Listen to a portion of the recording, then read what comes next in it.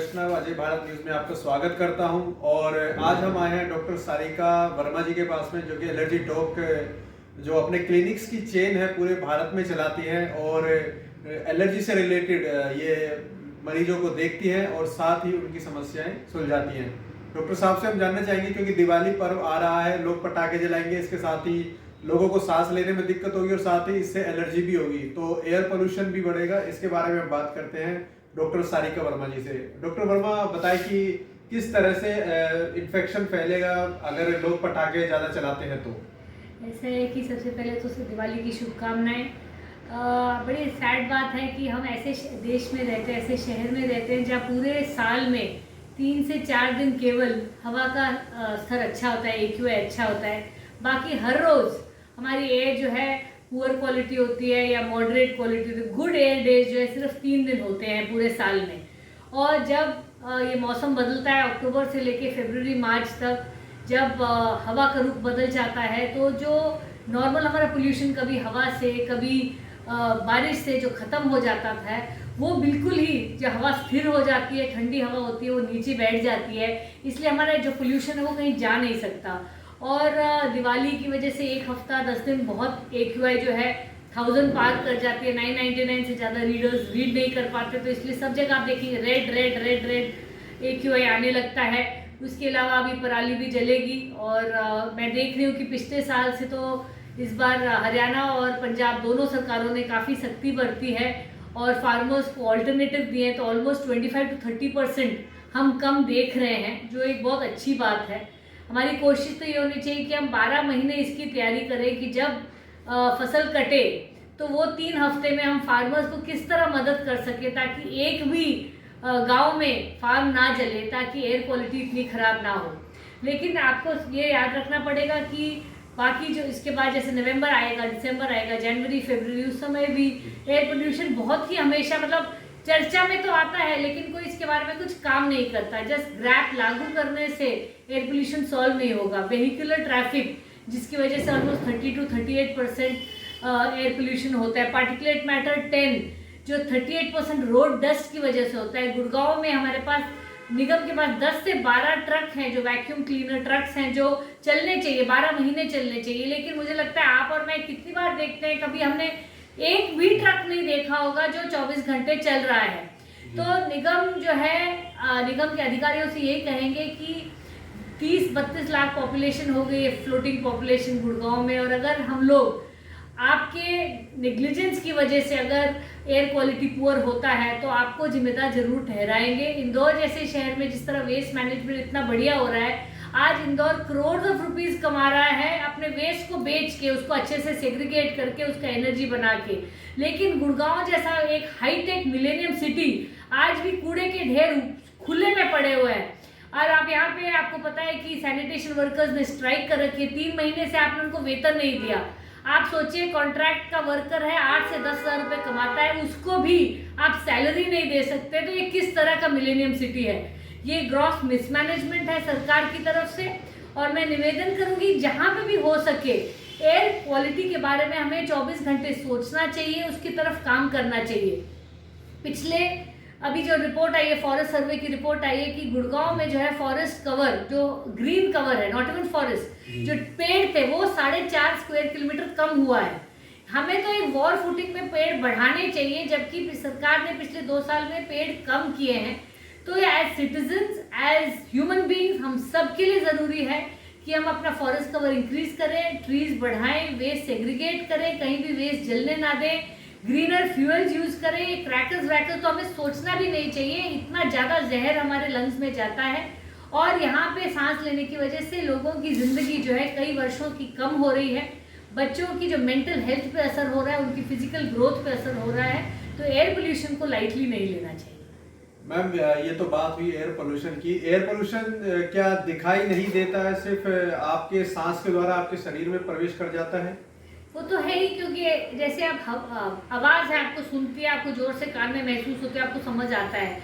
Air pollution में आप देखेंगे जो एस्थमेटिक पेशेंट्स है या एलर्जिक पेशेंट्स है, जिनको हार्ट में प्रॉब्लम है, उनको ऑलरेडी लंग्स में टाइटनेस लगने लगती है। कितने पेशेंट, मुझे खुद, मेरे को ऐसा लगता है जैसे गले में कुछ खराश हो रही है, जैसे पहले कई वर्षों पहले जब दिल्ली में सीएनजी बसेस नहीं थी, हम दिल्ली में लैंड किया करते थे, एयरपोर्ट से घर आते आते हमारे गले में खराश होती है।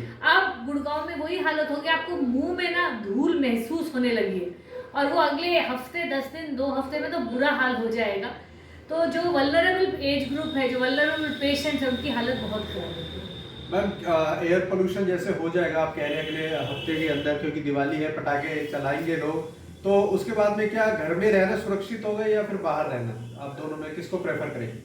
दोनों ही मुश्किलें हैं, लेकिन डेफिनेटली इंडोर रहना पड़ेगा आपको, अपने डोर्स विंडोज बंद करके रखने, क्योंकि जिस हम एयर की वेट करते हैं कि आप खुली हवा में जाके सांस लें, वो हवा जो है बहुत जहरीली हो जाती है, और जो केमिकल्स जो जल रहे होते हैं, जो ऑक्साइड्स केमिकल जल रहे होते हैं, वो आपको बहुत नुकसान करेंगे।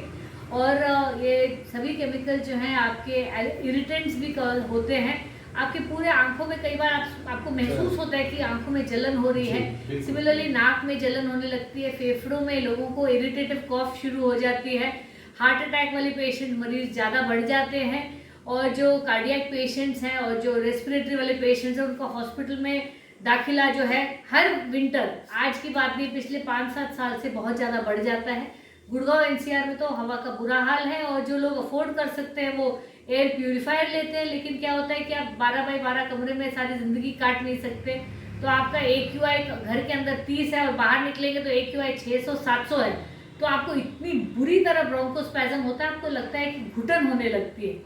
तो as a people, as a bureaucrats and as a politician, हम सबको मिलके ये नहीं कि इस समय हम पोल्यूशन की बात ना करें, 365 डेज हमें क्लीन एयर के बारे में सोचना है, उसकी तरफ काम करना है, तभी जाके कुछ बदलाव आएगा, वरना हर साल की तरह हम बात करेंगे और फिर भूल जाएंगे।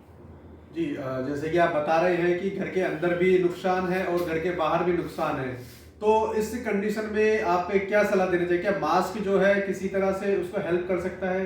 अगर बाहर जाएं तो डेफिनेटली मास्क लगाएं। थाईलैंड और कोरिया में तो ये है कि जब AQI 180 से ऊपर होता है तो वहाँ पे वो एयर क्वालिटी शटडाउन, मतलब वो इमरजेंसी डिक्लेयर कर देते हैं। और अभी कोविड में तो हम लोगों ने मास्क पहली बार पहने हैं, लेकिन वहाँ पे तो मास्क आम पहनते हैं। जब भी AQI 180 से ऊपर होते हैं तो वहाँ पे सब पब्लिक सर्विसेज काफ़ी ज़्यादा बंद कर देते हैं। यहाँ पे तो हमारे AQI 200-225 तो आम रहता है, तब हम बोलते हैं भाई आज बड़ा अच्छा मौसम है, और हमारे यहाँ पे अब AQI ऑलरेडी 300 के तक पहुँच गया है, और दिवाली के आसपास आई एम 100% श्योर 700-800 हज़ार जाएगा ही जाएगा। तो कोशिश करिए कि आप बाहर ना निकले, घर से बाहर ना निकले, पर्दे और अपने विंडोज़ बंद करके रखें, रूम को वेंटिलेट ना करें, क्योंकि जो बाहर की जो फ्यूम्स है वो ज़्यादा खतरनाक हैं। अगर आपको बाहर जाना है तो मास्क पहन के रखिए, लगा के रखिए, और एयर फिल्टर्स अगर आप ले सकते तो करिए, because this is very difficult time, और हम हर साल डिफिकल्ट टाइम आता है, हम इसके बारे में बात करते हैं लेकिन बाकी दिन फिर भूल जाते हैं। मैं बात करेंगे सरकार की। सरकार ने यानी कि जो पटाखे वो बैन किए, तो क्या लगता है आपको कि ये सरकार जो पटाखे अगर बैन कर देती तो पर्याप्त है एयर क्वालिटी घटाने के लिए? अगर आप DC सर का नोटिस देखेंगे, नोटिफिकेशन देखेंगे, उसमें पटाखे बैन नहीं है, उसमें ग्रीन क्रैकर्स अलाउड हैं। ग्रीन क्रैकर्स के बारे में मैंने थोड़ा सा आइडिया नहीं था, क्योंकि पहले तो मुझे लगा था कि ये तो अंडर प्रोडक्शन है कि 4-5 साल में बन के आएंगे, लेकिन अब जो ग्रीन क्रैकर्स में पता चला है कि ये 70% पोल्यूशन फिर भी कॉज करते हैं, सिर्फ 30% कम करते हैं। तो मुझे लगता है कि AQI 1000 की जगह 700 हो जाएगी तो उसका जो फ़ायदा नहीं होगा। और आज भी मैं कुछ बच्चों से बात की, स्कूल के बच्चे, सब ने कहा कि हम तो क्रैकर्स नहीं चलाएंगे। तो अगली जनरेशन जो है वो तो अपने स्कूल में सुधर चुकी है, जान चुकी है कि क्रैकर्स उनकी ज़िंदगी को खतरा है, लेकिन मेरी जनरेशन और आपकी जनरेशन के लोग आज भी अपने पैसे को उड़ाने में लगे हुए हैं, एयर पोल्यूशन की वो कुछ समझते नहीं हैं, और जो आपके बच्चे हैं वो सफ़र करेंगे और आपको ब्लेम करेंगे कि पापा आपने हमारे लिए कुछ नहीं किया। मैम, एयर क्वालिटी को बढ़ाने के लिए भी आप समय समय पर कई तरह के प्रोग्राम करते रहते हैं, जैसे कि हमने देखा है बायोडाइवर्सिटी पार्क में भी आपने काफ़ी पौधे वगैरह लगवाए, कई NGO के साथ में आप जुड़े हुए हैं, तो आने वाले समय में आपकी क्या योजनाएं, थोड़ा सा हमारे दर्शकों को बताएं। देखिए, एज ए NGO या एज अ इंडिविजुअल आप 8, 10, 15, 20, 25 पेड़ लगा सकते हो और उनको देखो कि वो ग्रो करते रहेंगे। मेरे क्लिनिक के बाहर भी देखिए, इतनी थोड़ी सी लैंड है, कम से कम मैंने 16-17 प्लांट्स, मतलब बड़े बड़े पेड़ बनाने की कोशिश की है। लेकिन एज एन इंडिविजुअल आप देश नहीं बदल सकते, आप शहर नहीं बदल सकते।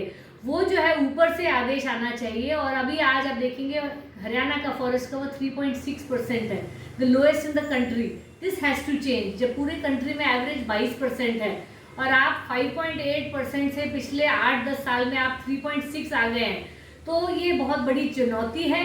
और मैं उम्मीद करूंगी सरकार इस पर गंभीर तरह से काम करेगी और हर जना कम से कम 10 पेड़ लगाए और उनको नॉट सिर्फ लगा के छोड़े, उनकी परवरिश करे ताकि वो जड़ अच्छे से पकड़े और हमारे जो है एयर क्वालिटी अच्छी हो। लेकिन ये डायरेक्टली वो प्रोपोर्शनल रहता है। अगर आप पेड़ काटेंगे तो जो चीज़ कार्बन डाइऑक्साइड और मोनोऑक्साइड जो अब्जॉर्ब करने वाली चीज़ आपने खत्म कर दी, तो जहर आपके ऊपर हावी हो जाएगा। जी, आने वाले समय में गुरुग्राम और हरियाणा को आप किस लेवल पे देखते हैं, किस तरह से देखते हैं कि आने वाला समय गुरुग्राम के लिए अच्छा होगा या नहीं होगा?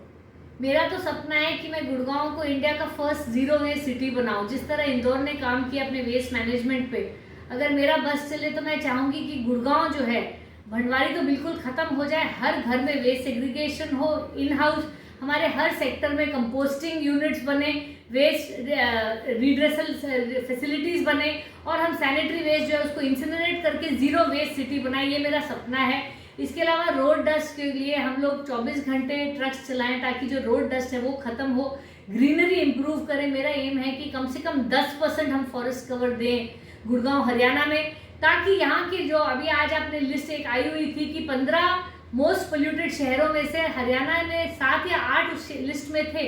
तो ये कोई गर्व की बात नहीं है। डेवलपमेंट जो है हैंड इन हैंड चलता है और responsible development is very important. Millennium city के लोग करोड़ों रुपए के घर यहाँ खरीद के बसने आए हैं ताकि आप अपने हर चीज़ आप प्रोवाइड करें। लेकिन अगर आप बच्चों को सांस ही नहीं दे पाएंगे तो पैसा किस काम का? आप बड़े बड़े घर बना सकते हैं, बंगले बना सकते हैं, पर सड़क टूटी है तो वहाँ चलेंगे कैसे? तो बेसिक मूलभूत सुविधाएं हमें ध्यान रखना है। एनवायरनमेंट का हमेशा ध्यान रखते हुए ही आपने डेवलपमेंट करनी है, वरना वो बिल्कुल बेकार हो जाए। डॉक्टर सारिका वर्मा जो कि एलर्जी डॉग भी हैं और एक सोशल एक्टिविस्ट भी हैं, तो हम जानना चाहेंगे हमारे दर्शकों के लिए कोई खास सलाह देना चाहेंगे? मैं यही कहना चाहती हूँ, खुश रहिए, एंजॉय करिए, लेकिन हमेशा अपनी पृथ्वी का ध्यान रखिए, क्योंकि पृथ्वी है तो हम हैं और जो हमारी धरोहर है उसको हमें अपने बच्चों के लिए एक बेटर देश बना के एक बेटर पृथ्वी छोड़ के जाना है।